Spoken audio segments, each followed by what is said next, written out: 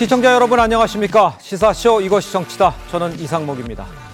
조국 전 법무부 장관의 딸 조민 씨의 입시 비리 혐의 공소시효가 다음 달 만료되는 가운데 이 검찰이 조민 씨와 조국 전 장관에 대한 입장 변화를 확인해야 한다고 밝혔습니다.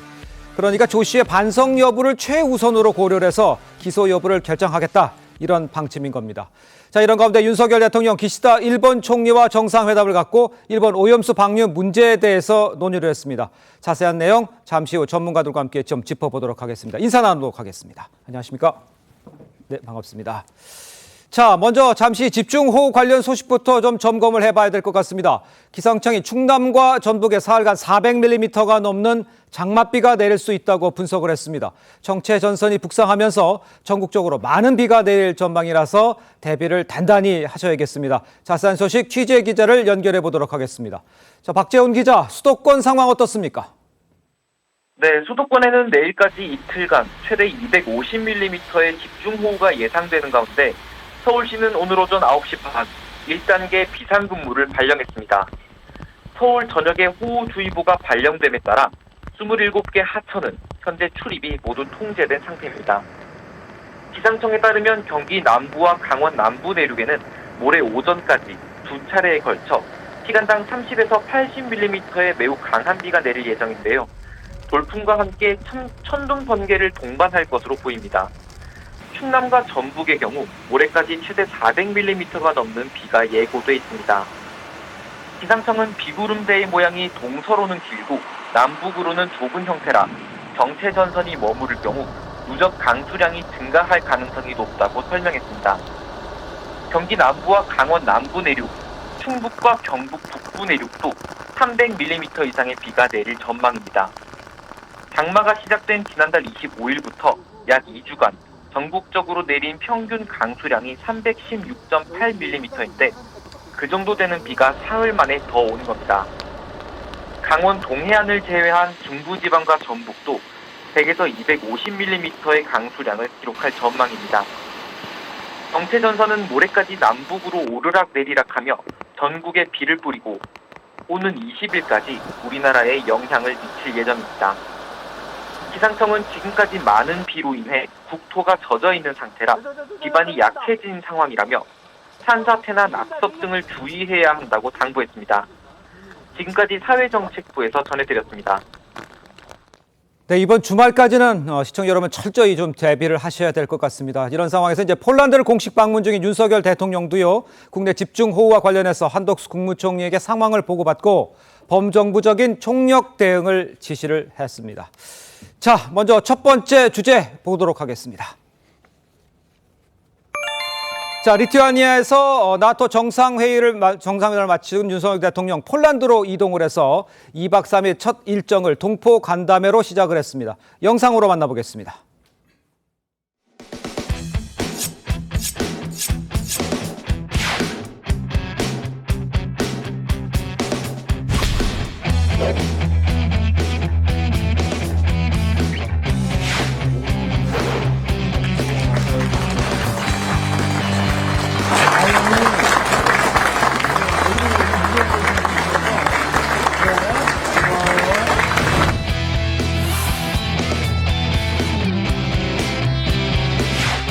이제 양국은 서로에게 중요한 전략적 동반자 관계가 됐습니다.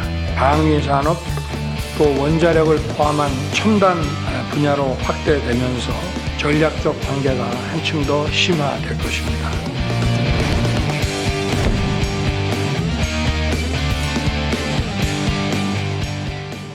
네, 윤 대통령이 폴란드 동포들을 만나서 지난해 우크라이나 침공을 피해 폴란드로 온 이 난민들에게 숙식과 생필품을 지원한 것이 국제사회에 큰 울림이 되고 있다, 이렇게 말을 했는데요. 윤 대통령은 폴란드와 공조해서 우크라이나 지원을 계속해 나갈 것이다, 이렇게 밝혔어요. 송 국장님, 평론가께서 보시기에 이제 지금 행보, 폴란드에서 일정 어떻게 보십니까? 일단 대통령의 해외 방문은 한 3가지 유형이 있습니다. 네. 국빈 방문이 있고 공식 방문이 있고 실무 방문이 있는데 예. 이번에 방문은 대통령실에서 국빈급 공식 방문 이렇게 이름을 붙였어요. 그러니까 어떤 의전도 충분히 받고 또 세일즈도 할 수 있는 그런 그 방문이 되는데 예. 지금 크게 보면은 2가지입니다. 하나는 지금 그 폴란드가 우리나라와 이 방산업체가 예. 상당히 많이 우리가 수출을 하고 있죠. 예. 뭐 K9 자주포나 K2 전차 같은 것을 수출을 했고 이번 순방에 특히 그 카이 그 한국 우주 산업 예. 그 어떤 무기를 만드는 곳이죠. 거기 네. 사장도 같이 동행을 했습니다. 아하. 그래서 거기서 현지에서 세일즈 외교 활동을 하고 있고 또 하나는 우크라이나 복구 사업이에요. 재건 예, 사업. 그렇죠. 그래서 우크라이나, 그 폴란드는 유럽 중에서도 우크라이나의 가장 우호적인 국가입니다. 그리고 이 재건 사업이 예. 한 1조 달러 규모로 추정을 하고 있거든요.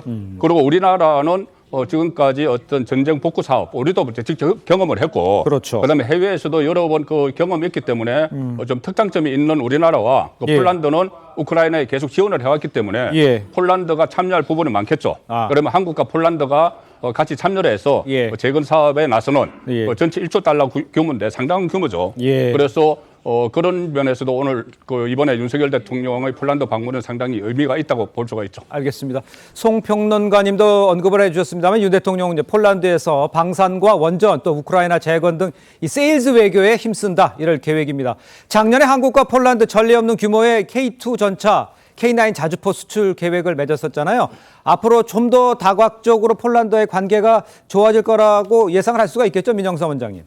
네, 그렇습니다. 지금 이제 우리 대한민국 입장에서 보면은요. 네. 과거에 우리가 다시 이렇게 후진국에서 선진국으로 발돋움하는데 네. 중동의 5.1달러 시대가 있었고 다시 박정희 대통령의 경제발전 시대를 거치면서 베트남에서의 우리가 또 이 건설 참여라든지 여러 가지에서 굉장히 또 우리 경제가 발전한 측면이 있었고 하는데 요즘에 와서는 이 글로벌 경제 위기 속에서 중동 유럽 특히 이 유럽 중에서도 폴란드하고에서의 산업 경제 협력이 예. 중요한 우리 대한민국 경제 발전의 계기가 되는 겁니다. 그래서 폴란드에서는 중동 유럽에서 현재로서는 이제 원전 수출과 더불어서 이제 방산 수출이 효자 종목이 돼가지고 성과를 내고 있는데 예. 특히 폴란드에서는 예. 우리가 이제 익히 알고 있는 효자 종목으로 또는 K2 전차, K9 자주포, FA50 경공격기 이런 무기 수출을 계약을 해서 이미 20조 규모를 네. 계약을 하고 또 일부는 그 1조에 가까운 돈이 이미 입금도 되고 이런 상태입니다. 예. 그런 상황 속에서 앞으로도 또 더 많은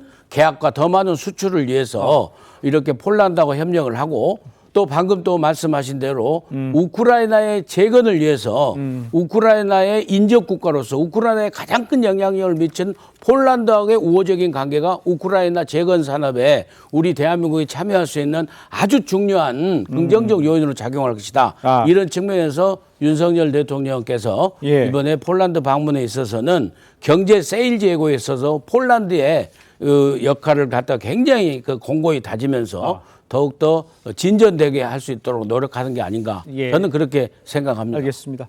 자, 이런 가운데 이제 김건희 여사가요, 우크라이나 젤렌스키 여사와 2개월 만에 재회도 했습니다.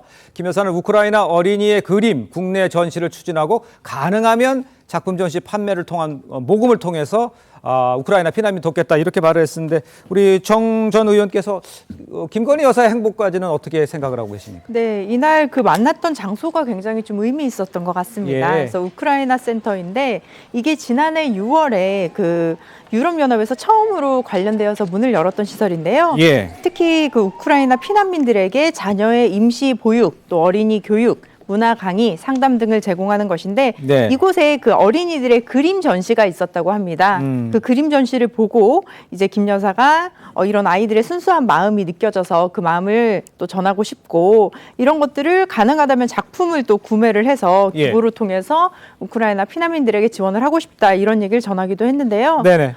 저도 이런 의미들은 굉장히 좀 유의미하다고 봅니다. 특히 아이들이 그 정말 고사리 같은 손으로 한 땀 한 땀 그린 그 그림들 네네. 그리고 또 피난민들의 그 어떻게 보면 희망과 또 절망이 같이 담긴 그런 작품들일 텐데 예. 이런 의미들 그리고 이 자리에는 또 젤렌스키 여사와 그리고 리투아니아 대통령 또 여사 그 부인 아내분도 같이 함께 하셨다고 해요. 그래서 이런 아내분들의 외교들 이런 것들도 정말 예. 소프트 파워로서 예. 꼭 필요한 그런 기회였다고 생각합니다. 알겠습니다. 자, 이런 와중에 이제 국내에서 이제 관심이 있었죠. 윤석열 대통령 12일이었습니다. 리투아니아에서 기시다 일본 총리와 양자 회담을 가졌습니다. 영상으로 먼저 만나보도록 하겠습니다. 안녕하세요. 国際社会の諸課題について率直に意見を交わすことで、日韓関係の評価に一層弾みをつけていきたいと思っています。 올 하반기에도 기시다 총리님과 다양한 계기에 벽이 없는 만남을 이어가면서 긴밀한 소통을 할 수 있기를 기대합니다. 자, 일단 김구식 교수님, 만남에 있어서 뭐 다른 것도 중요하겠지만 오염수에 관한 이야기들이 이제 논의가 됐잖아요. 그걸 어떻게 평가를 하십니까? 우선 이제 화면에 나온 것처럼 이 공개된 카메라 앞에서의 공개 모두 발언은 한국 정상과 일본 정상이 어제 갑자기 북한이 도발을 했기 때문에 북한 ICBM 발사에 대해서 국제사회의 우려, 그리고 북한의 도발에 대한 규탄을 한일 양 정상이 모두 발언했고요. 그래 모두 발언 끝나고 이제 비공개 회담으로 들어간 다음에는 가장 중요한 이슈가 바로 이제 후쿠시마 오염수 방류 문제에 대한 것을 논의하는 걸로 알려지고 있습니다. 그래서 지금 그 대통령실의 보도 자료나 이 설명에 따르면은 윤석열 대통령이 기시다 일본 총리를 향해서 그 IAEA 검증 보고서의 결과를 존중하지만 어쨌든 한국민의 안전이 제일 우선이다. 라는 걸 아주 단호하게 원칙적 입장을 전했고요. 이에 대해서 기시다 총리도 한국민의 안전뿐만 아니라 일본 국민의 안전을 위해서도 정말 철저하게 지키겠다라는 화답을 했고, 그리고 이제 방류할 계획으로 알려져 있는 일본 정부를 향해서 윤석열 대통령이 이제 3가지를 제안을 한 것으로 대통령이 설명하고 있습니다. 그 모니터링을 계속 할 텐데 이 방류 이후의 모니터링 정보를 실시간으로 한국과 공유해달라. 그리고 모니터링하는 그 점검 과정에 우리 한국인 전문가가 꼭 참여했으면 좋겠다. 그리고 그 모니터링하는 과정에서 기준치를 초과하는 어떤 수치가 나올 경우는 즉각 방류를 중단하라. 이 3가지 요구를 기시다 총리에게 전달했고 대통령실의 설명은 이 3가지를 일본 측에 사실상 수용한 것으로 설명이 되어 있습니다. 일부에서는 이제 이런 것들을 통해서 마치 일본의 방류 계획을 뭐 사후 승인한 게 아니냐 이런 식의 비판이 있습니다만 국제 원자력 기구라고 하는 가장 공신력 있는 기구에서 이 도쿄전력의 이 오염수 방류 문제에 대해서 안전성이 문제가 없다는 걸로 결론을 냈고 이에 따라서 이제 일본 정부와 일본의 도쿄전력이 원자력 규제위원회의 결정에 따라서 방류를 하게 되면 그 방류 이후에 진행되는 것에 대해서 철저한 모니터링을 하면서 우리 한국 국민의 안전에 대해서 대통령이 충분히 일본 정부에게 입장을 밝힌 거기 때문에 그리고 이후에 그것들을 점검할 수 있는 시스템에 대한 우리 한국의 개입, 간섭할 수 있는 내용들을 정리한 것이기 때문에 아마 어제 한일 정상회담을 통해서 일본에 대한 강력한 입장을 전달한 것을 저는 긍정적으로 평가해야 된다고 생각합니다. 알겠습니다. 긍정적인 평가 있었고요. 제가 정치권 반응 한번 보고 반박할 수 있는 기회를 드리도록 하겠습니다. 여야 정치권에서는요, 이번 한일 정상회담에 대해서 어떤 평가를 내놨는지 먼저 목소리를 좀 들어보도록 하겠습니다. 기시다 일본 총리와 정상회담을 통해 후쿠시마 오염수 방류와 관련해 문제의 매듭을 푸는 등 중요한 터닝 포인트를 마련하였습니다. 일본의 눈치만 살피고 있고 특권층의 이해관계만 대변하고 있습니다. 일본 정부의 후쿠시마 오염수 방류 무기한 연기를 당당하게 요구하고 관련 국가들의 공동조사를 관철해야 합니다. 이제 이재명 대표는 터무니없는 의혹 제기보다는 스스로 돌아보고 김성태 전 회장이 이화영 전 경기도 부지사에게 한 말을 돌려드리겠습니다. 이제 좀 내려놓으시라. 기준치 넘어가면 방류 안 하는 게 너무나 당연한 건데 그게 무슨 요구 조건이에요. 저는 심각한 직무유기다라고 보고요. 정상회담이 대한민국이 일본 들러리를 쓰는 장이 돼버린 거고요. 국제적으로 호구 인정한 그런 겁니다. 여야의 반응이 극명하게 엇갈리고 있는 상황이죠. 먼저 설 변호사님 어떻게 생각하십니까? 그러니까 뭐 만남이 지속될수록, 그리고 만남의 횟수가 거듭될수록 뭐 긍정적인 효과라든지 아니면 대한민국이 뭔가 이렇게 외교적으로 가져오는 게 있어야 되는데 일단 좀 아쉬운 점은 요구를 하는 데도 있어서 요구만 했는데 그리고 또 기시다 총리가 또 이 한국인의 참여에 대해서는 또 확답을 안 해주셨단 말이죠. 이 부분에 대해서는 뭐 사실상 뭐 인정해줬다라고 하지만 앞으로 좀 지켜봐야 될 문제 같고요. 저는 조금 더 요구를 했어야 하는 게 뭐냐면 방류를 너무 전제하고 난 다음에 이것을 지금 계속 얘기를 하고 계시거든요. 일단 방류에 대해서도 한번 얘기를 하시고, 만약에 방류를 하게 되더라도 그러면 일본은 자국의 수사인들을 위해서 보상책을 마련하고 있어요. 돈을 뭐 6조에 가까운 돈을 마련하고 있다고 하는데, 그러면 그 방류로 인해서 대한민국의 수산인이나 어업인들이 손해를 입었을 때는 어떻게 할 것인가? 그건 일본 정부에서 보상을 해줘야 되지 않겠습니까? 저는 이런 부분에 대해서도 대통령이 좀 요구를 하셨으면 얼마나 더 우리 수산인이라든지 우리 어업인들이 마음에 안심을 했겠습니까? 저는 그런 부분이 하나도 없이 구체적인 내용 없이 그냥 뭐 잘 점검하겠다 뭐 이런 얘기만 하고 있어서 좀 그런 부분들은 좀 많이 아쉬워요. 아니 일본에 그 우리 수산업의 피해를 보상을 하고 요구를 하게 되면은 이게 후쿠시마 오염수 방류 자체가 위험한 게 되는 거예요. 그것을 전제를 깔아야지 요구를 하는 거지. 지금 우리 어민들이 뭐 도매가가 절반으로 떨어지고 그 수요가 없고 하는 것은 지금 일종의 민주당을 비롯해서 일부 그 시민사회단체에서 계속 이것이 불안전하다 이것을 하면은 이재명 대표부터 해서 뭐 김밥도 앞으로 못 먹고 멍게도 못 먹고 이런 이야기를 하는 것도 영향을 미치고 있어요. 미치고 있는 것이고 그리고 실제로 만약에 우리가 그 일본의 그 피해 보상을 요구를 한다면은 그것은 더 큰 그 비판거리가 되는 거죠. 그렇게 어민들에게 직접적으로 피해를 가는 걸 알면서도 그러면 그걸 놔두고 있느냐 이런 말을 듣게 됩니다. 그리고 지금 윤건영 그 전 국정상황실장 국회의원이 호구, 덜러리 이런 표현을 쓰는데 이 문재인 정부 때 그 윤건영 그 의원은 그렇게 이야기합니다. 2021년 4월에 일본 정부가 방류 결정을 내렸을 때 문재인 정부는 단호하게 반대한다는 정부 입장을 발표했다. 자, 초기에는 그렇게 했어요. 초기에는 그 여러 가지 대안 중에 방류를 하니까는 방류는 반대한다는 입장을 발표를 했습니다. 근데 이게 프로세스가 진행이 되고 나서는 2020년 문재인 정부 때죠. 10월 15일에 그 당시 해양수산부를 포함한 정부 부서가 이 합동 태스크포스를 구성을 해서 그 보고서를 발표를 해요. 그 보고서에 보면은 뭐라고 되어 있냐면은 일본이 방출할 오염수가 우리 국민과 환경에 미친 영향은 유의미하지 않다.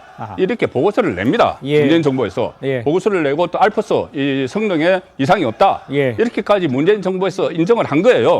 그래서 정권이 바뀌면서 윤석열 정부도 같은 기조로 지금 하고 있는 겁니다. 여러 가지 조건 그때 이 문재인 정부가 걸었던 과학적 근거를 제시하라. 정보 교환하자. 그리고 충분한 사전 협의하자. 이런 것도 우리 정부하고 지금 똑같은 입장이에요. 그리고 우리 정부 그때 기시다와 그 한일 정상회담을 하고 나서 시찰단이 또 일본에 갔다 왔지 않습니까?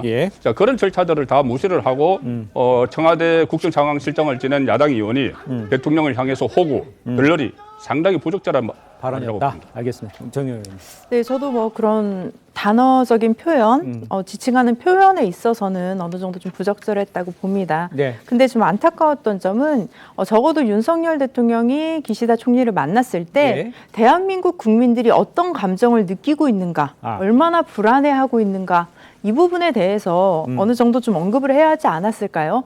대한민국 대통령이라면 대한민국 국가의 국익을 생각해야 하고 대한민국 국민의 안전과 건강을 생각해야 됩니다. 그렇다면 우리 국민이 불안해하고 걱정하고 있는데 이 부분에 대해서 어느 정도 기시다 총리와 논의를 한 뒤에 그러면 그 불안을 종식시키기 위해서 우리가 어떻게 해야 하는가, 어떻게 내가 우리나라 국민들에게 얘기할 수 있을까라는 것들도 한번 논의를 했어야 하지 않았을까라는 생각이 들고 민주당은 저는 일관된 입장이라고 봅니다.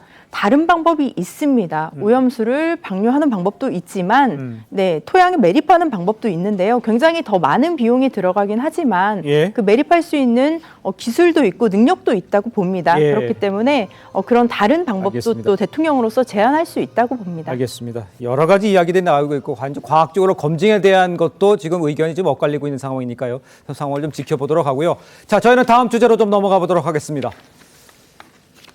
자, 이런 가운데 한편 이 조국 전 장관의 딸 조민 씨 올해 8월 공소시효 만료를 앞두고 지난 7일 돌연 모든 것을 다 버리고 초심으로 돌아가 원점에서 다시 시작하고자 한다. 이러면서 이제 고려대와 부산대 입학 취소에 대한 소송을 취하하겠다 이렇게 밝혔습니다. 그런데 이제 검찰이요, 기소를 피하라는 것이 아니냐는 해석들이 많이 나오고 있는데 이런 상황입니다. 자, 이런 상황에서 그럼 검찰이 오늘요, 조 씨의 반성 여부를 최우선으로 고려를 해서 기소 여부를 결정하겠다 이렇게 밝혔습니다. 그러니까 조민 씨가 진심으로 반성을 하고 있는지를 확인을 하겠다 이런 것 같은데 이거는 이영삼 원장께서 어떻게 보십니까? 검찰의 지금 시각은 어떻다고 봐야 됩니까? 그래서 이제 국민 여론을 아마 보면서 적절한 선에서 온정주의라는 그런 비판을 좀 면하고자 기준점을 좀 찾아보려고 하는 게 아닌가라는 생각을 합니다만은요. 저 개인적으로는요. 진정으로 검찰이 사법의 정의를 생각한다고 하면은요.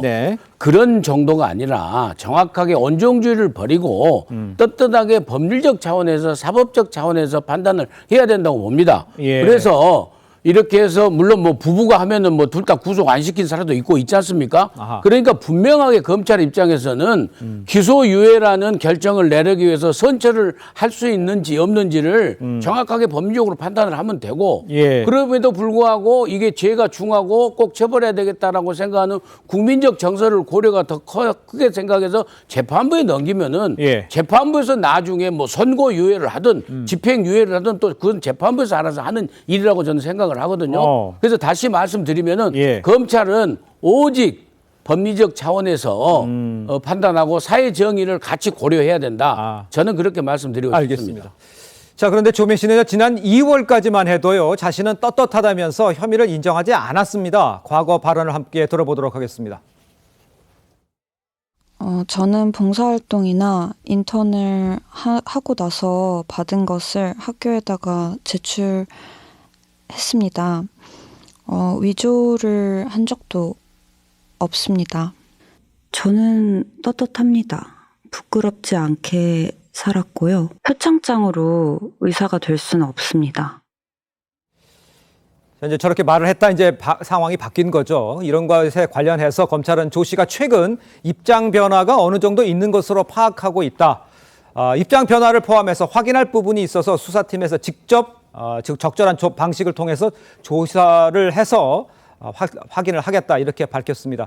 설 변호사님, 어떤 것을 더 여기서 조사를 할 수가 있습니까? 당사자의 의사를 확인해 볼 수는 있죠. 예를 들어서 변호인을 통해서 뭐 본인의 입장문을 뭐 제출하라고 하든지 아니면 소환까지는 소환을 할 수도 있다고 봅니다. 소환을 해서 그렇습니까? 뭐 여러 가지 조사도 할 수도 있는데 저는 뭐 아까 뭐 민 원장님께서는 뭐 인정이 없이 법리대로 해야 된다라고 하는데 저는 검찰의 칼에도 인정은 있어야 한다고 봅니다. 그 모든 것을 검찰이 법의 잣대로 해가지고 일도양난으로 이렇게 나눌 수는 없어요. 그러니까 지금 부모가 재판을 받고 또 엄마는 지금 오히려 지금 수감 생활을 하고 있지 않겠습니까? 그렇기 때문에 자녀들 물론 뭐 거기에 가담을 해서 공범이라 볼 수도 있죠, 충분히. 그렇지만은 가족 전부 다를 어떻게 사법의 어떤 심판대로 올린다는 것이 과연 적절한 것인가? 저는 칼에도 인정은 있어야 된다고 봅니다. 한편 조국 전 장관도요, 최근까지 딸의 결백함을 강조를 해왔습니다. 직접 들어보겠습니다. 저희 아이가요, 학교에 가서 실제 활동을 했고 그에 대한 표창장을 받은 건 사실입니다. 서울대 공익인권법센터 인턴십 관련 서류를 제가 만들었다는 오늘 보도는 정말 악의적입니다. 저희 아이는 공익인권법센터에서 인턴을 했고 센터로부터 증명서를 발급받았습니다. 부산대 내에서 조사위원회가 열렸는데 동양대 표창장은 입시에 영향을 안 줬다. 그 다음에 저희 딸내미 때문에 다른 학생이 떨어진 적은 없다. 이렇게 조사 결과가 나왔던 것 같습니다. 자, 검찰은요, 조민 씨에게 공소 사실에 대한 의미가 있는 변화가 있다는 게 확인이 된다면 그러면 공범인 조국 씨의 이 입장을 듣는 것도 한다고 본다. 이렇게 이제 덧붙였습니다. 김구식 교수님, 이게 무슨 의미로 읽히시고 또 이 상황에 대해서 조민 씨의 지금 상태는 과연 반성을 한다? 이런 표현에 맞는 건지 어떻게 보십니까? 아마도 최근에 와서 조민 씨가 소송을 취하고요. 그러니까요. 그리고 SNS를 통해서 겸허하게 과거를 돌이켜보고 있다. 이런 식의 이야기를 하는 것은 분명히 8월 말로 지금 기한이 되어 있다고 하는 공소시효를 다분히 저는 의식한 거라고 생각을 합니다. 그렇기 때문에 이제 검찰도 오늘 처음으로 입장이 나온 것 같은데요. 조민 씨의 입장의 변화, 반성을 하고 있는지를 확인해야 되겠다. 그리고 확인하기 위해서 적절한 방식으로 소환할지 조사를 할지 생각 중이다. 이런 것이기 때문에 저는 설 변호사 아까 말처럼 법에도 분명히 인정은 있을 수 있죠. 그러나 또 법에도 또 국민 감정과 또 법치라고 하는 국민 앞에 똑같이 적용해야 되는 또 그런 내용도 분명히 있다고 생각합니다. 그래서 저는 조민 씨가 지금 당장의 기소를 피해보기 위해서 정말 마음에도 없는 반성의 척을 하는 것이 만약에 검찰이 봤을 때 그런 거라고 한다면 제가 볼 때는 국민의 지금 감정을 생각해 본다면 엄정한 잣대로 저는 기소를 해서 혼을 내줘야 된다고 생각을 하고요. 예. 그러나 검찰이 파악해서 정말로 개전의 정이 있고 반성의 여지가 있어 보인다라고 한다면 예. 뭐 어머니가 지금 감옥에 있고 아버지도 지금 1심에서 2년 징역형을 받은 상태이기 때문에 예. 딸이라고 하는 측면에서 뭐 다 같이 기소할 필요 없지 않겠느냐고 판단할 수도 있다고 봅니다. 아. 중요한 것은 조민 씨의 전 태도인데 저 개인적인 생각으로는 네. 말은 반성한다고 합니다만 아. 최근의 태도나 이 SNS 활동 같은 걸 보면 예. 말로만 반성이고 행동으로는 전혀 반성을 하지 않고 있지 않느냐 이런 의구심은 여전히 좀 남아있는 것 같습니다. 두고 봐야 될 것 같습니다. 알겠습니다. 네. 그러니까 5개월 전에 떳떳하다고 했는데 지금 반성을 한다는 의미에서 뭐 소송을 취하를 하겠다고 하지 않습니까? 5개월 동안 무슨 일이 있었는지를 봐야죠. 그러면 지금 조민 씨 주변에는 5개월 동안 상당히 많은 일이 있었어요. 유튜브 활동하고 음반 취업하고 화보 찍고 그리고 뭐 외제차 다른 사람 거라고 하지만 운전하는 그런 모습 다 보이고 SNS 활동하면서 셀럽이 됐지 않습니까? 예. 셀럽이 됐는데 또 다른 상황이 하나 변화가 뭐가 있냐면은 언론에서 8월 달에 공수유예인데 기소를 할 거냐 말 거냐 이 언론 보도가 나왔어요. 그 다음부터는 지금 갑자기 이제 그 반성을 한다고 하니까 당연히 이제 기소를 대비를 해서 하는 거고 저는 뭐 온정주의도 좋지만 다른 예를 들어서 어머니와 아버지가 지금 공범이잖아요. 그 조민 씨까지 공범인데 어머니 아버지가 만든 가짜 스펙 7개를 직접 대학에 갖다 낸 사람은 조민 씨입니다. 조민 씨예요. 그리고 또 본인이 제일 잘 알죠. 내가 이런 활동을 하지 않았다는 것을. 그런데 그거 갖다 냈단 말입니다. 갖다 냈는데 이런 그 공범의 혐의를 있는 사람을 만약에 그냥 아무 조치 없이 넘어간다면은 다음에 그러면 다른 사람이 그런 일을 했을 때 어떻게 할 겁니까? 그리고 또 이런 상황에서 아마 기소유예를 저는 노리는 것 같은데 왜 그러냐면은 정유라 씨가 기소유예를 받았어요. 정유라 씨도 상황이 비슷하지 않습니까? 말 같은 거 이런 거 어머니가 했지만은 본인이 혜택을 받죠. 지금도 마찬가지예요. 나중에 다 취소가 되고 하지만은 그러면 기소유예라는 것은 결국은 일단 혐의는 있는데 여러 가지 정황을 생각을 해서 유예를 한다는 거거든요. 그러니까 혐의는 있는데 그러니까는 같이 뭐 구속은 아니더라도 지금 조국 전 장관도 구속은 안 됐지 않습니까? 정영심 교수가 구속이 돼 있기 때문에 그래 구속은 안 된다고 하더라도 혐의가 있다는 건 기록이라도 남겨야 되기 때문에 아마 기소유예 정도는 저는 해야 된다고 봅니다. 알겠습니다. 그렇게 해야 된다라고 말씀해 주시고 전략적인 접근을 하고 있다라는 걸로 그렇게 해석하시는 걸 이해는 하는데 그럼 정 전 의원께서는 또 어떤 생각이십니까? 같은 생각이십니까? 네, 저도 이제 또 8월 말로 알려진 이제 공소시효 기간을 앞두고 나서의 좀 어느 정도의 태도 변화가 보인다라는 생각이고요. 근데 좀 이제 온 가족이 사실은 너무나 지금 고통 속에 있지 않겠습니까? 이런 상황 속에서 지금 뭐 법원에 또 본인이 반성을 하고 있다. 그런 모습들을 또 보여주는 것이 지금까지의 그런 논란들이 많았고 또 전 국민적으로 관심을 많이 받았던 사안인 만큼 어느 정도 그 마지막으로서의 또 공직자로서 공직자 가족으로서의 어떤 책임을 지는 모습들을 좀 보여주는 그런 공직자의 자세 그런 모습들을 좀 보여주길 바랍니다. 알겠습니다. 자, 이런 가운데 지난해 민주당이 한동훈 장관을 명예훼손 혐의로 고소한 사건에 대해서 경찰이요 불송치 의견으로 사건을 종결을 했습니다. 민주당이 한 장관의 어떤 발언을 문제 삼았던 건지를 직접 한번 들어보도록 하겠습니다. 민주당 박홍근 원내대표는 검찰로부터 수사권 분리를 주장하며 반드시 문재인 대통령과 이재명 상임고문을 지켜내겠다고 공언했습니다. 일부 정치인들을 지키겠다 공개적으로 선언하고 추진한 입법이 정권교체 직전에 마치 청야전술을 하듯이 결행된 것입니다. 합리적인 감시 비판 및 의혹 제기의 수준을 벗어나 지극히 악의적이고 경솔한 내용으로서 명예훼손적 표현에 해당함이 명백합니다. 자, 한 장관은요, 지난해 이제 헌재에서 열린 이 권한쟁의 심판 모두 진술에서요, 이른바 이 검수완박법 입법과 관련해서 이 법률은 정권 교체를 앞두고 일부 정치인들이 범죄 수사를 회피하기 위해서 잘못된 의도로 만들어져 위헌이다. 이런 발언을 했다가 민주당으로부터 고소를 당한 겁니다.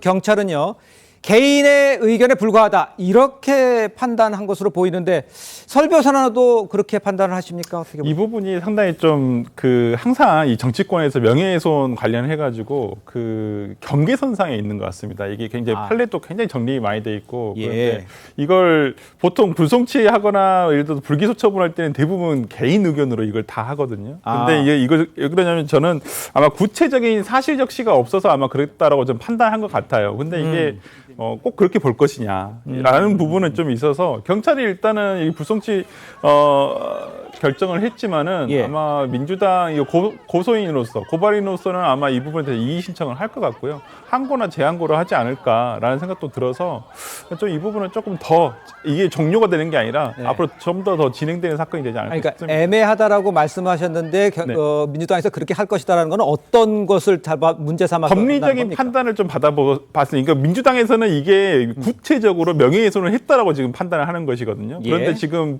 경찰의 의견은 그냥 개인의 의견에 불과하다. 개인의 의견에 그냥 뭐 구체적인 어떤 사실 적시라든지 이런 부분이 없다라고 하는 부분이기 때문에 저는 이 부분은 오히려 더 한 번 더 판단을 받아보는 게 민주당에서 그렇게 주장하지 않을까 싶습니다. 알겠습니다.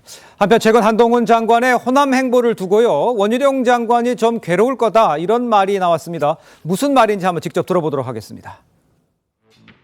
이게 지금 원희룡 장관으로서는 굉장히 괴로운 거죠. 그러니까 본인은 보수 중에서도 코어층의 지지를 받기 위해서 민주당하고 멱살 잡는 모습을 연출하고 있는데 그러니까 어떤 면에서 좀 성말라 보이잖아요. 막 싸우고 있고 이러는 상황인데 사실 본인의 입장에서 가장 큰 경쟁 상대인 한 장관은 민주당 도지사하고 굉장히 우호적인 모습을 연출해서 이제 어떡하지? 다시 절로 갈까? 아니야. 나는 지금 보수가 필요해. 방송 지지층은 대학 투쟁을 화끈하게 해주는 사람. 근데 그 전까지는 그게 한동훈이었거든요. 한동훈은 특히 이제 국회에서 철험의 의원들하고 싸우는 걸 보면서 대리만족을 느꼈는데 요번에 이제 원희룡 장관한테 이제 감정을 이제 대리투사한 거죠. 그래서 지금 화환도 잔뜩 보내놓고 이러다 보니까 아마 원희룡 장관은 상당히 업이 돼 있을 겁니다. 이제 굉장히 정치적으로 해석했다 이런 느낌도 받을 수는 있겠습니다만 이 한동훈 장관은 지난 10일요 호남을 찾아서 인력난을 호소하는 조선소를 둘러보고 다음 날에 전남도청에서 현안을 논의하기도 했었습니다. 이걸 두고 원희룡 장관이 괴로울 거다 이런 논평을 한 겁니다. 어떻게 들으셨습니까? 네. 아무튼 제가 보기에는 말씀하시는 분들이 하는 내용을 긍정적으로 보면은요. 이 한 진영 내 보수 진영 내에 차기 주자로 꼽히는 분들을 서로 선의의 경쟁의 대상으로 해석을 하는 것 같기도 하고요. 또 부정적으로 해석을 하면은 보수 진영 내의 대권 주자들끼리 내부 분열을 위해서 싸움을 붙이는 것 같기도 합니다. 그 또한 다 이제 정치적 해석으로 저는 보는데 후자 쪽에 가깝다고 생각한 게 저 개인적인 의견이고요. 단 또 그게 너무 지나친 해석이라고 보는 것은 한동훈 법무부 장관이 정치적 의도를 가지고 저런 행보를 한 것이 아니라 본인이 법무부 장관으로서 해야 될 업무 중에 하나로서 마침 이제 호남을 갔는데 거기에 정치적 의미를 부여해 가지고 너무 정치적으로 해석을 하는 그런 호사가들의 그런 해석이 저게 이제 나중에 정치적 의미를 부여하게 되면은 결국에 보수 진영 내 양 대권 주자가 벌써부터 싸움하는 걸로 이렇게 비치기 때문에 좀 조심스럽게 해야 될 호사가들의 그런 발언이 아닌가 저는 그렇게 봅니다. 그러니까 지금 원희룡 장관이 이렇게 양평 문제에 대해서 이렇게 강수를 두는 것이 결국은 한동훈 장관과 경쟁 라이벌을 의식해서 그런 거 아니냐 이 말이거든요. 그러면서 예를 든 게 호남을 갔다. 그러면은 마치 대권 행보를 하러 호남을 갔다. 이것을 전제를 깔고 이야기하잖아요. 그런데 그 전제부터 잘못된 것이 그 한동훈 장관이 영암에 있는 현대 사모중공업 그 조선소를 찾아갔고 그 다음 날 그 전남도지사와 정책 간담회를 했는데. 간담회 내용이 뭐냐면은 지금 인력난을 겪고 있어요. 조선소가 엄청난 인력난을 겪고 있기 때문에 그 인력 수급을 해외 외국인들을 좀 충당을 하는 이 방안을 논의를 하러 간 겁니다. 왜 그러냐면은 한동훈 법무부 장관은 취임사에서부터 이민청을 신설해야 된다는 이야기를 계속 해왔어요. 우리나라 저출산 고령화 시대에 대비해서 이민청은 법무부 외청이 되거든요. 그러니까 법무부 장관이 최대 관심을 갖고 있는 사안입니다. 그래서 조선소가 너무 인력난이 심하다고 하니까 한번 가보겠다고 하니 윤석열 대통령이 그 영남에 있는 그 조선소는 다 좀 상황이 그래도 나은 편이니까 호남에 있는 쪽을 가보라 이렇게 해서 본인이 왔다고 이야기를 했어요. 그러면 이 전제가 윤석열 대통령이 대권 행보를 하면서 먼저 호남부터 가봐라 이렇게 했던 말밖에 안 되는 거예요. 예, 그러네요. 그러니까 이거는 이 사안을 그대로 이 이민청 신설을 위해서 인력난 그 수급을 위해서 본인의 업무입니다. 이민청이 그 외청으로 들어오니까 업무를 위해서 간 것이고 원희룡 장관은 나름대로 이것은 너무 이 마타도가 심하고 이게 진짜가 아니기 때문에 그런 강수를 뒀고 이걸 따로 봐야지 이걸 연결시켜서 보면은 정치적인 논쟁거리밖에 안 남죠. 알겠습니다. 지금 언급을 해줬습니다만 지난 10일 취임 이후 처음으로 호남을 방문한 한동훈 장관의 모습을 화면으로 한번 만나보겠습니다. 제가 이 목포에 온 이유는 목포를 원래 워낙 예전부터 좋아하기도 했고요. 대통령께 제가 조선업 현장을 좀 가서 보겠습니다 말씀드렸더니 딱 목포를 찍어서 말씀하시더라고요.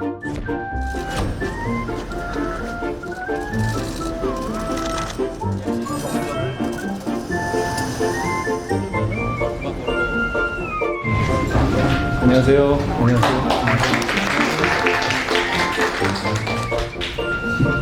저 잘 모르시죠? 네. 저는 대한민국 법무부 장관 한동훈입니다.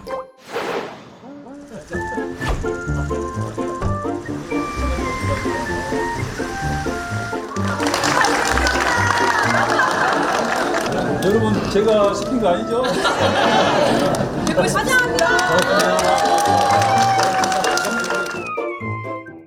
자, 편집을 저렇게 해놓으니까 이제 비판하는 사람 쪽에서는 야, 저거 대권 행보 아니라고 할 수도 있을 것 같으신데 김우식 교수님 그건 아닐 것 같은 느낌인데 어떻습니까? 그럼요. 그러니까 한동훈 장관이 뭐 내년 총선 출마하니만이 아니면 출마를 안 하면은 입각에서 더욱더 더 높은 자리를 또 거친다는 등 뭐 다음 행보에 대한 관심이 많습니다. 그건 이제 윤석열 정부 출범 이후에 사실상 일약 스타가 돼서 보수 진영의 이제 일종의 아이돌 같은 지금 지지를 받고 있지 않습니까? 그리고 이른바 이제 민주당과의 이제 있던 설전을 통해 가지고 번번이 민주당 의원분들과 이제 싸움에서 번번이 이겼기 때문에 막강한 또 이 화력감도 있고 그래서 상당히 지지세를 보이고 있는데요. 지금 법무부 장관으로서 공식 출장 일정을 간 겁니다. 그렇지 않고서야 저렇게 어떻게 하겠습니까? 아까 우리 송국권 평론가께서 잘 설명해 주셨다시피 외국인 근로자들 인력 수급이 굉장히 중요한데 이분들이 들어오려면 비자 발급 같은 게 굉장히 까다롭잖아요. 그 비자 발급을 관장하는 데가 바로 법무부 출입국관리소가 그 밑에 있지 않습니까? 그러니까 외국인 근로자 수급을 원활하게 하기 위한 비자를 완화시켜 주겠다라고 하는 정책을 지금 펴고 있기 때문에 그것을 점검하기 위해서 외국인 근로자가 가장 많이 인력으로 사용되고 있는 조선소를 찾아서 간 것이고요. 간 김에 김영록 전남도지사는 왜 갔냐면은 지난 2개월 전에 김영록 도지사가 법무부를 방문해가지고 간담회 간 적이 있답니다. 그래서 그 김영록 도지사의 방문에 답방의 형식으로 그 전남도청을 가서 그 김영록 도지사와 함께 법무부와 관련된 업무 협조에 대한 간담회를 한 것이기 때문에 저걸 무슨 대권 행보니 아니면 무슨 차기 주자로서의 어떤 호남 우호적인 행보니 호남 뭐 보듬기니 이렇게 설명하는 것은 아까 그 일부 라디오 그 인터뷰에서 진중권 교수랑 몇몇 분들이 이야기하는 건 아까 민영사 원장 말씀대로 지나치 호사가들의 이야기다라고 생각해 주시는 게 맞는 것 같습니다. 자, 근데 이제 시청자들의 이제 입장 생각을 해보면 한동훈 법무부 장관에 이어서 이제 원희룡 국토부 장관 역시 장관직을 걸겠다면서 민주당 공세 강하게 맞서고 있는 거 이거는 아마 기억을 하고 있으실 거예요. 그래서 민주당에서는 도박 발언이라면서 장관들을 태도를 지적을 했습니다. 관련한 발언을 한번 들어보도록 하겠습니다. 자, 위원님, 저번에 저보고 뭐 걸라고 하지 않았습니까? 이번엔 저랑 뭐 걸면 어떻습니까? 저 금방 1km 안에 있었으면 저도 뭐 걸겠습니다. 위원님 뭐 거시죠? 제가 전적인 책임을 집니다. 저의 정치 생명과 장관직을 걸었지 않습니까? 뭐 장관직을 걸겠다 이런 얘기를 한 것 같아요. 근데 이 현 정부에 참여하시는 분들은 도박을 좋아하는 것 같습니다. 한동훈 장관이 굉장히 세게 얘기했잖아요. 한동훈 장관이 그렇게까지 나가니까 이 일이 정리가 됐음에도 불구하고 여전히 청담동 술자리 의혹을 진실로 믿고 있는 사람들이 있더라고요. 양평 땅 문제도 마찬가지라 생각하는데 계속 가짜뉴스가 퍼져나갔을 때 원 장관이 저 정도의 고육지책을 쓰지 않았다면 의혹들이 여전히. 근데 원희룡 장관님이 자, 정 전 의원께서 보시기에 지금 김병민 의원의 주장은 설명을 해도 안 듣기 때문이야 이런 얘기를 저렇게 강하게 나올 수밖에 없다 이런 주장인 것 같아요. 어떻게 보셨어요? 네, 국민들에게 강하게 얘기하고 또 야당에게 버럭하고 이런다고 설득이 될까요? 우리가 뭐 햇볕 정책 얘기가 뭐 예전에 뭐 많이 하기도 했지만 실제로 자켓을 벗기는 건 강한 바람이 아니라 따뜻한 햇살입니다. 예. 특히 저는 좀 한동훈 장관과도 굉장히 비교되는 행보라고 보여지곤 합니다. 지금 한동훈 장관도 아까 말씀하신 그 비자 문제를 해결하기 위해서 거기 예. 조선소를 또 방문하기도 했죠. 네네. 그러면서 그 한동훈 장관이 했던 말이 국민을 안전하고 잘 살게 하려는 데 있어 중앙정부와 지방정부, 여당과 야당의 마음은 같아야 한다고 생각합니다. 네, 예. 이런 말씀을 하셨더라고요. 얼마 전에 오세훈 서울시장, 또 김동연 경기도지사, 유정복 인천시장이 또 함께 만나서 폐기물 처리, 광역교통망 구축 등에 대해서 현안에 대해서 공동으로 대응하겠다는 또 만남을 갖기도 했습니다. 예. 저는 민생을 해결하고 국민의 삶을 조금이라도 낫게 만들기 위해서는 여야가 협력할 때 협력하고 그리고 뭔가 설득을 해야 할 때는 예. 정말로 타협하고 설득하는 작업이 필요한 것이지 예. 버럭하고 화를 내고 소리를 지르고 강하게 대응한다고 해서 요즘은 정말 SNS 통해서 국민들이 하나하나 다 관찰하고 보고 계십니다. 다 보고 있습니다. 그렇게 말씀해 주셨지만 아까 뭐 김병민 최고의 말을 뭐 인용하고 싶은 생각은 없지만 답답한 마음에 그렇게 하는 거 아니냐는 걸 말씀하는 것 같은데 김병민 최고는. 네. 예. 그래서 김병민 최고의 해명도 일리가 있어요. 그렇지만은요, 정치인들이 저런 식으로 해명을 하면은 국민들에 대한 설득력이 부족하다고 봅니다. 그렇습니까? 그러니까 말하자면은요, 네. 고육책으로 들리기도 하고요. 이제 원희룡 국토부 장관의 저런 결정이, 백지화 결정이 고육책으로서 하는 수 없이 했다. 또는 내지는 뭐 극약 처방으로 했다. 이렇게 하면 국민들이 설득할 리가 절대 설득될 수가 없죠. 아무리 그렇다 하더라도 그 괴담을 잠재우기 위해서 고육책으로 했다 이러면 누가 설득을 하겠습니까? 노선을 합리적으로 따져보고 여러 가지 절차를 거쳐서 아직 확정된 안도 아니고 그렇기 때문에 더 좋은 안을 따지고 장평 주민들의 또 그리고 오고 가는 수도권 주민들의 모든 의견을 수렴하기 위해서 우선 잠정적으로 일종의 보류 결정한 것을 표현이 백지하다라고 표현됐을 뿐이다라고 이렇게 엄호를 해주면 몰라도 고육책으로 했다? 그렇게 하면 오히려 더 이쪽이 곤란하게 되는 게 아닌가. 정부 이 원희룡 국토부 장관 측이 저는 그렇게 판단이 됩니다. 알겠습니다. 한동훈 장관이 장관직을 근거는 청담동 가짜 술자리 뉴스죠. 자, 원희룡 장관이 장관직 근거는 양평 문제입니다. 두 개의 공통점이 하나 있어요. 어떤 거죠? 뭐냐면 더 탐사가 처음에 보도를 했습니다. 더 탐사가 보도를 해서 그것을 청담동 술자리 의혹은 김의겸 그때 대변인이 국정감사장에서 그것을 이야기를 했고 또 민주당 최고위원회에서 무슨 뭐 대책위원회를 만들고 이런 흐름을 가져갔어요. 이번에도 더 탐사가 양평 문제를 처음에 제기를 하니 어느 정도 그 시간이 지난 뒤에 6월 초에 제기를 했는데 6월 중순에 6월 16일 날 이해찬 전 대표가 전주 당원교육에서 앞으로 이 뭐 신문 종편 보지 마라 쓰레기다 유튜브 보라 이렇게 하면서 더 탐사에서 했던 의혹을 그대로 제기를 했습니다. 그것을 지금 민주당 이재명 최고위원이 주재하는 최고위원회에서 TF를 만들고 한 거예요. 이 흐름이 똑같습니다. 그러니 다른 데서 이 처음에 문제를 제기한 것이 아니고 저는 그것을 보면서 민주당은 정말 의혹을 생산할 그런 능력도 없나 싶은 게 더 탐사가 했던 거 하나가 가짜라고 다 판명이 났는데 그걸 그대로 의혹을 제기를 했어요. 그러니까 너무 어처구니 없었어. 어처구니 없으니까는 이게 정말 사실이라면 내가 장관직을 걸겠다. 이런 이야기가 공통적으로 나왔다고 저는 그렇게 봅니다. 알겠습니다. 자, 한편 더불어민주당 경기도당은요, 오늘 원희룡 국토부 장관을 직권남용 혐의로 공수처에 고발을 했습니다. 관련 화면 보겠습니다. 원희룡 국토부 장관이 백지화라는 정말 하늘이 무너지는 것 같은 그런 결정을 함으로써 그것에 부당하다고 항의하기 위해서 오늘 왔고 직무유기고 직권남용입니다. 정치를 그만두고 행정을 하십시오. 자, 민주당 경기도당은요, 원희룡 장관의 2019년 예타 대상 사업 발표 때부터 유지된 이 서울 양평 고속도로 양서면 노선을요, 윤 대통령 처가에 특혜를 줄 목적으로 이게 이제 빌미가 되겠죠. 처가 땅이 있는 이 강상면으로 변경하도록 직무 권한을 남용했다. 이렇게 이제 주장을 하면서 한 거잖아요. 그러니까 글쎄요, 이제 받기는 사실 어려운 원희룡 입장에서는 어렵다고 봐야 될까요? 진짜 사실은 저기 여주 양평 아마 민주당 그 지역위원장으로 알고 있는데요. 예. 저분이 직권남용으로 저 고발을 했다고 하는데요. 네네.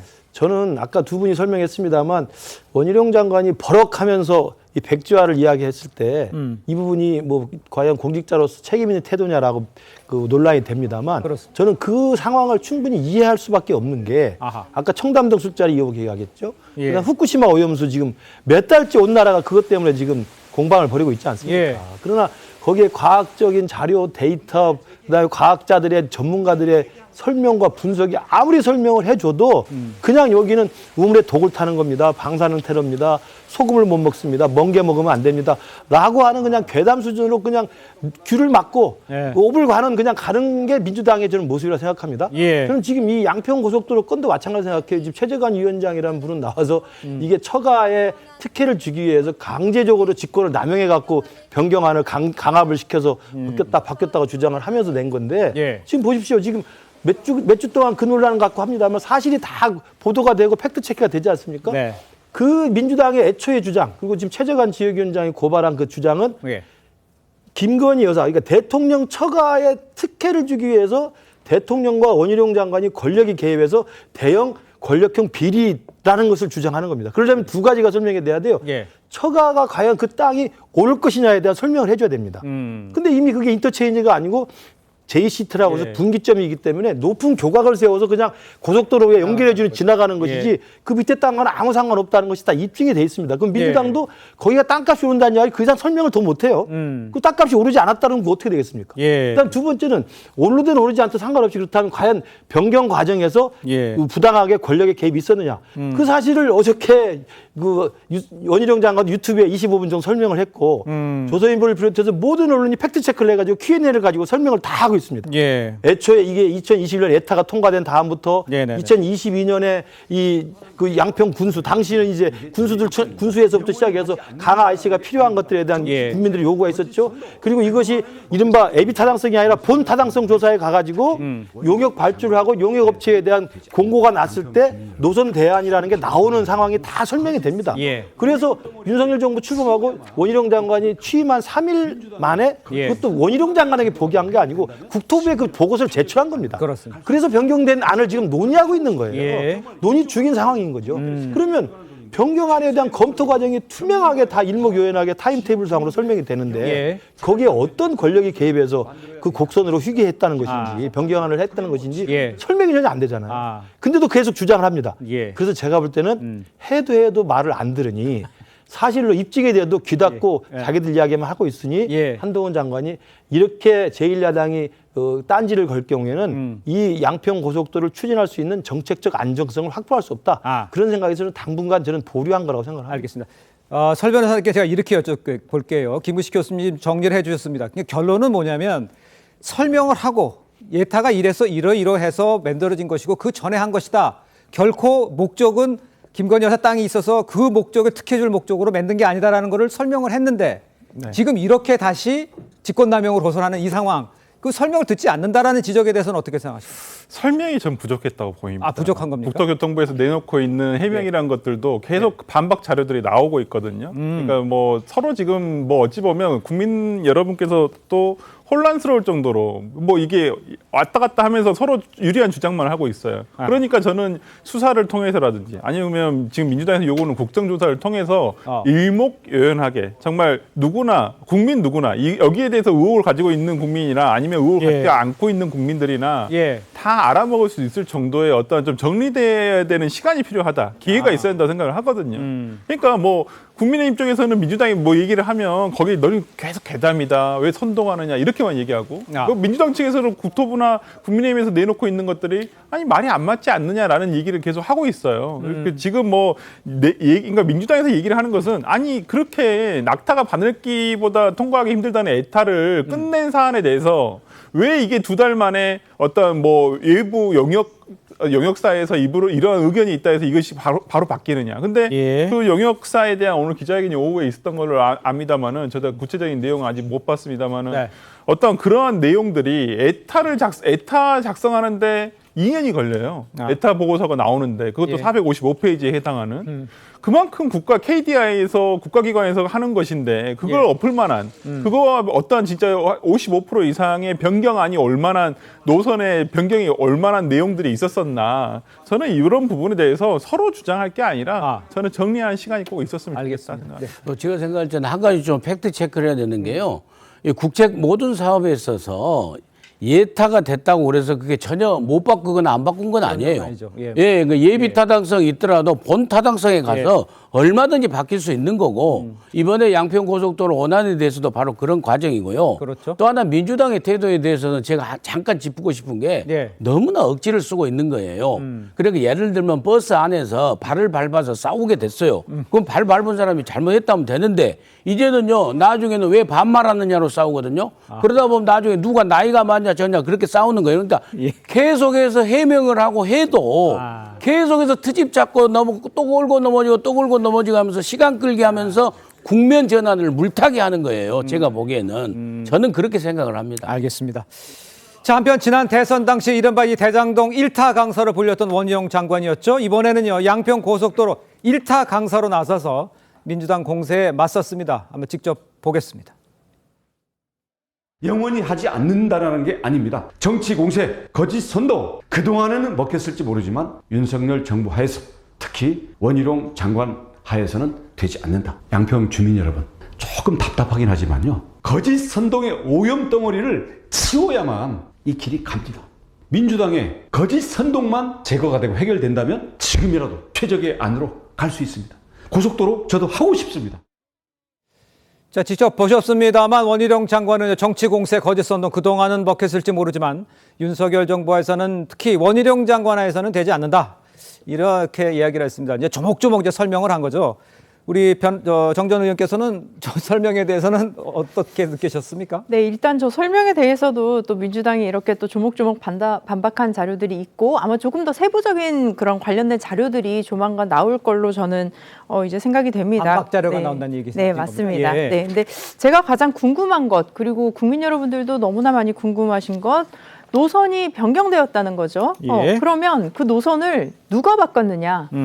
왜 바꿨느냐? 사실 이거 두 개만 나오면 됩니다. 일단 왜 바꿨냐라고 했을 때는 뭐 이윤이 뭐 이득이 안 된다든지 아니면 비용이 너무 많이 들어서 아니면 뭐 예산이 맞지 않아서 이런 어떤 이유들이 있겠죠. 그 이유를 국민한테 설명을 해줘야 하고 가장 중요한 것 누가 바꿨느냐라는 거죠. 그럼 누가 먼저 제안을 했고 그걸 누가 수용했고 어떤 합법한 절차를 거쳐서 객관적인 증거가 있었고 바뀌었느냐라고 묻고 싶은데 사실 거기에 대해서는 저는 지금까지 뭐 일타 장관님께도 들어본 적이 없습니다. 사실 민주당이 어떤 의혹을 제기했다. 그리고 이 의혹은 이렇다. 아니면 민주당이 먼저 제기했다. 이런 식의 지금 얘기들만 있는데요. 그냥 누가 노선 변경을 했느냐. 그 책임자가 누구냐. 저는 그 부분을 먼저 좀 밝혀주시기 바랍니다. 알겠습니다.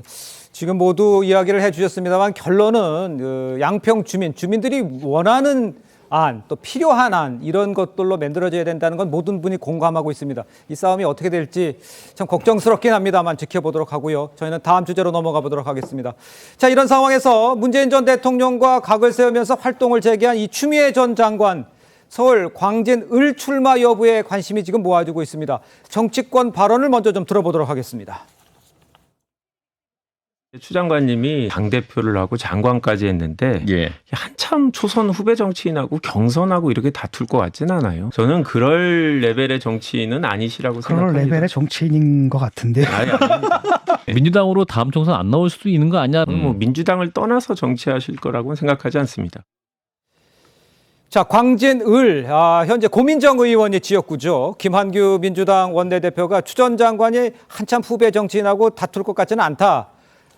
그런 레벨의 정치인이 아니다 이렇게 말을 했습니다만 진중권 교수는 그런 레벨이다 이렇게 좀 말을 했어요.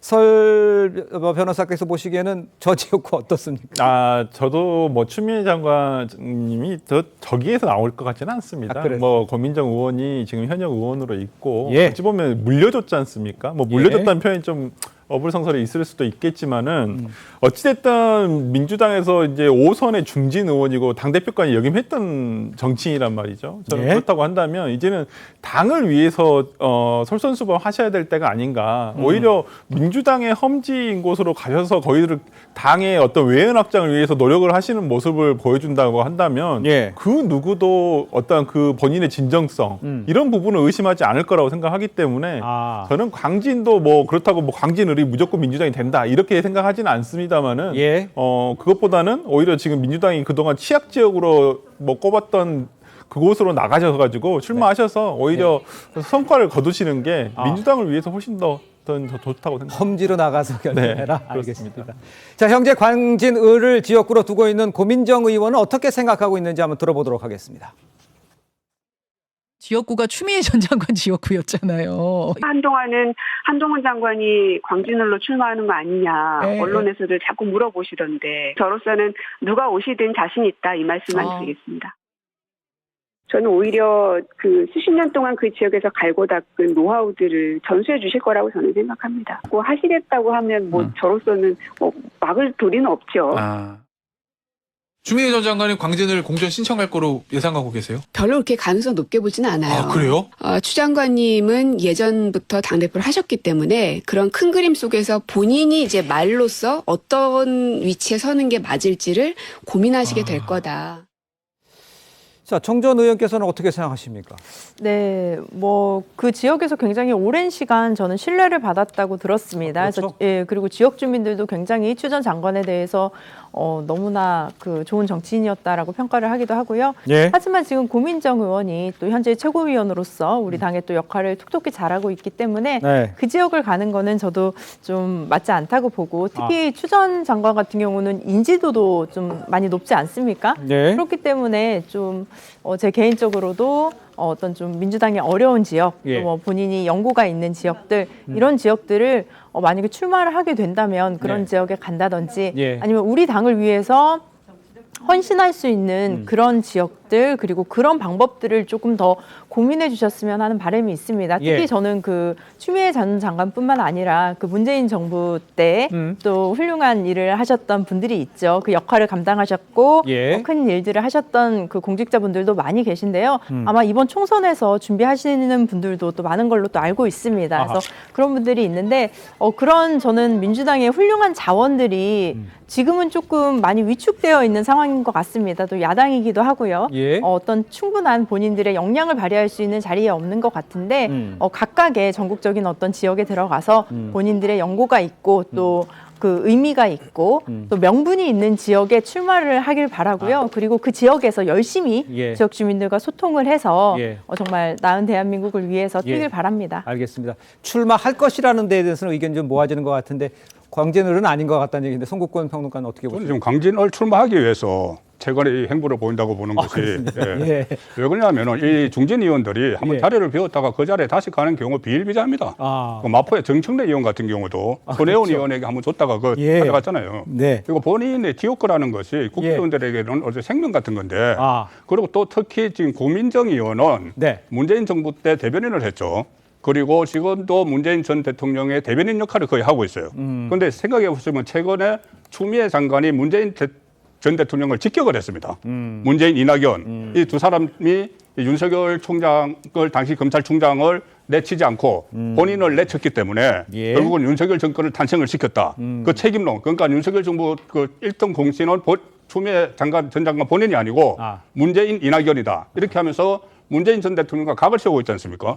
그러면은 고민정 그 의원은 문재인 정부에서 대변인을 했고 지금 문재인 전 대통령의 대변인 역할을 비슷하게 하고 있어요. 그렇다면 저는 조준 사격을 했다고 보는 거죠. 그래서 지금 뭐 비례대표 이야기도 나옵니다. 위성적 그러니까 비례대표용 정당을 만들어서 뭐 조국 전 장관과 같이 할 것이다. 법무부 장관 라인을 만들 것이다. 이런 것도 있지만 그것이 선거법이 앞으로 어떻게 될지 모릅니다. 선거법 바꾸면 그렇게 못해요. 그래서 저는 이것도 하나의 그 국회 진입을 위한 진입로를 지금 닦고 있다. 그렇게 봅니다. 알겠습니다. 당내 경선이 있을지 하여튼간 뭔 일이 있을지 한번 지켜보도록 해야 될 것 같아요. 자, 한편 조직폭력배 일당들의 행태를 알리는 브리핑 도중에 한 강력부 현직 검사가요. 분노를 감추지 못하는 모습이 노출돼서 화제가 됐습니다. 이 영상부터 보고 오시겠습니다.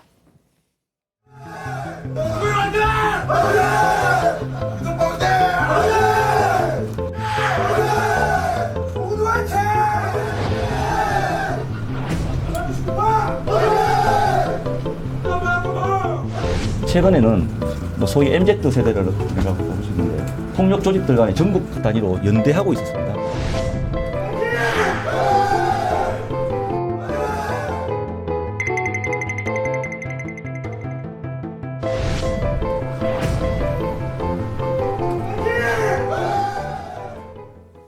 자, 온라인상에서는 이 검사님 표정에서 아주 깊은 빡침이 느껴진다. 표현이 거칩니다만 이런 표현이 있었고요. 감정 절제를 하는 것 같은데도 서늘함이 드러난다. 뭐 이러면서 열광을 했습니다. 수사 검사의 마음이 국민들에게도 좀 전해진 것 같다는 느낌도 드는데 글쎄 그 모임하는 것도 그렇고 저기 검사의 표정도 그렇고 설 변호사께서는 저 상황을 어떻게 보셨습니까?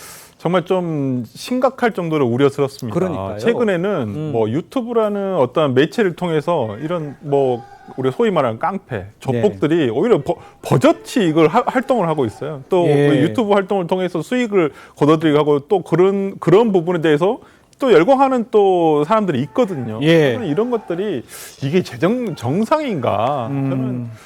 저는 한동훈 장관의 뭐 모든 걸 다 뭐 찬성하지는 않지만은 정말 조폭, 깡패 수사 정확하게 정말 대대적으로 해서 최근에 정말 이 과거에는 폭력형 조폭이었다면 요즘 기업형 조폭이거든요. 그러니까요. 정말 이거 뿌리를 뽑아야 한다. 저는 그렇게 생각합니다. 알겠습니다. 네. 저 화면이 이제 제가 알기로는 그 문제가 됐던 그 하얏트 호텔에서의 이제 조폭들 난동 사건입니다. 맞습니다. 그러니까 저는 이게 지금 설 변호사 말씀대로 우리나라가 조폭이 기업화되고 상당히 이제 양성화되면서 이제는 뭐 지하에 숨어 있는 게 아니라 떳떳하게 나오면서 이렇게 세력 과시하고 그러는데 하얏트 호텔이 우리나라에서는 굉장히 우리한테 많이 알려진 호텔 아닙니까? 그렇습니다. 근데 지금 한순간에 하얏트 호텔이 정말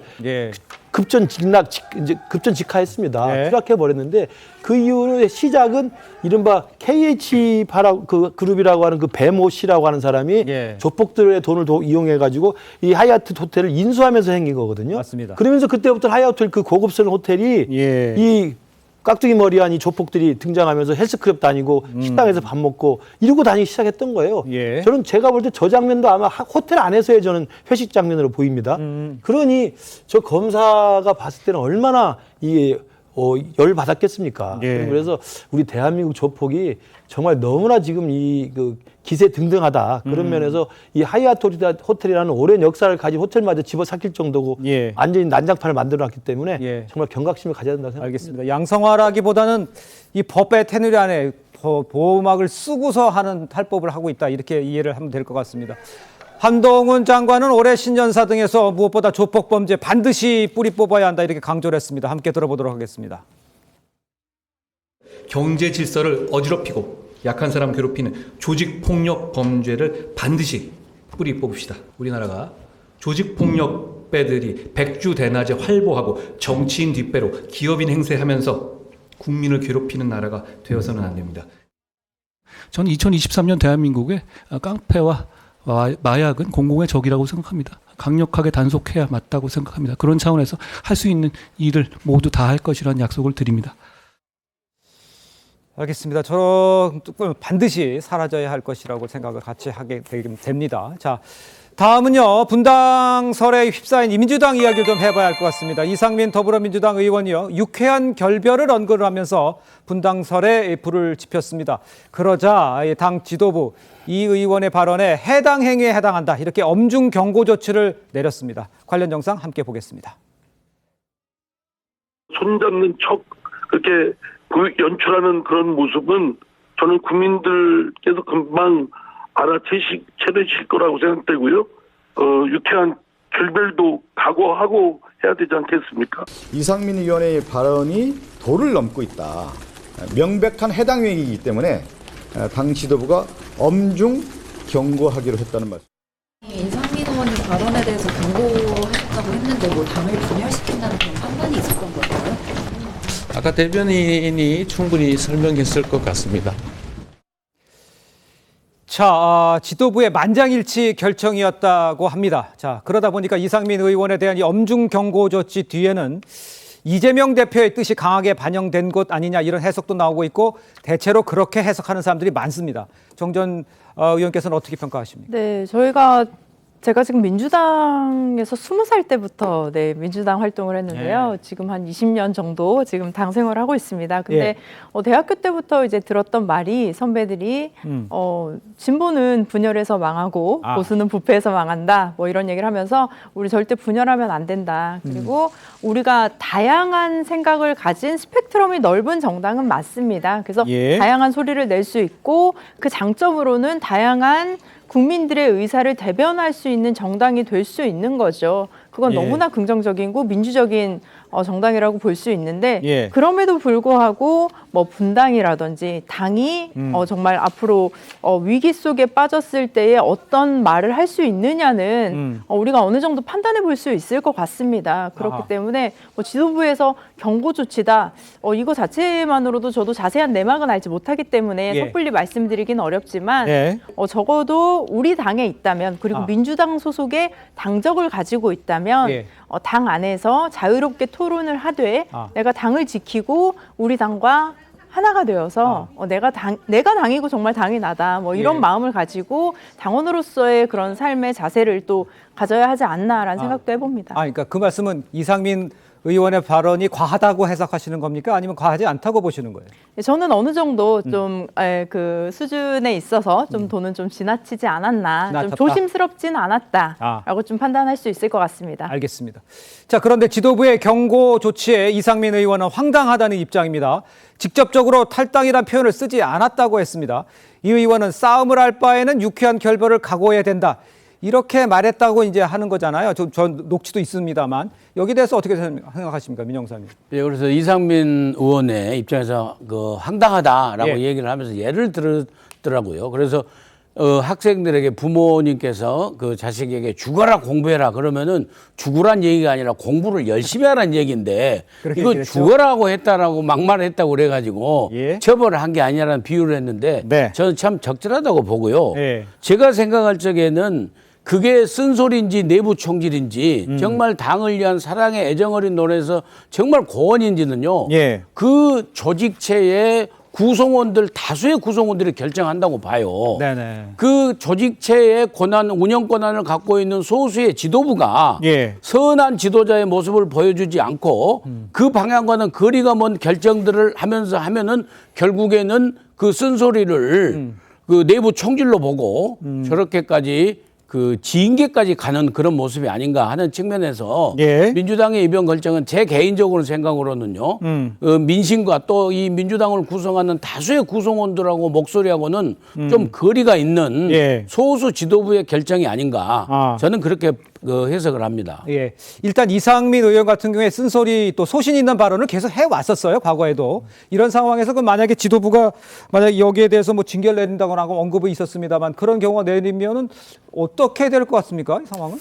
저는 뭐 징계까지는 그렇지 않을 거라고 생각을 하고요. 저는 이상민 의원이 저는 당에 대한 충정에서 얘기를 하셨다고 생각을 해요. 기본적으로는. 근데 그 표현의 방법이나 이런 것들이 언론에 계속 보도가 됐을 때는 당의 분열을 일으킬 수 있는 단초가 될 수도 있다. 저는 그래서 지도부가 이렇게 얘기를 하신 것 같고 다만 여기서 다시 한번 생각을 해봐야 될 것은 그러면 당 지도부에서는 이상민 의원과 얼마만큼 소통을 하고 있느냐. 저는 이런 부분도 다시 한번 점검을 해봐야 한다고 봐요. 그러니까 소통이 충분하다고 한다면 이런 부분 굳이 이렇게 대변인을 통해서 얘기를 안 해도 될 수도 있다고 저는 보거든요. 저는 그렇다고 한다면 이상민 의원의 저는 발언도 부적절하다고 보지만은 거기에 대해서도 당 지도부에서 이상민 의원과 얼마만큼 그 부분에 대해서 얘기를 했는지에 대해서도 다시 한번 살펴봤으면 좋겠습니다. 네, 교수님. 저도 비슷한 생각인데요. 지금 화면에 나오는 김인건 혁신위원장이 어제 아마 간담회를 했지 않습니까? 기자 간담회를 하면서 굉장히 많은 이야기를 했는데 그때 이제 기사로 많이 나온 제목이 불체포 특권 포기 안 하면 우리 당 망한다라고 했어요. 맞죠. 그럼 민주당 망한다고 했기 때문에 제가 볼 때 똑같이 저는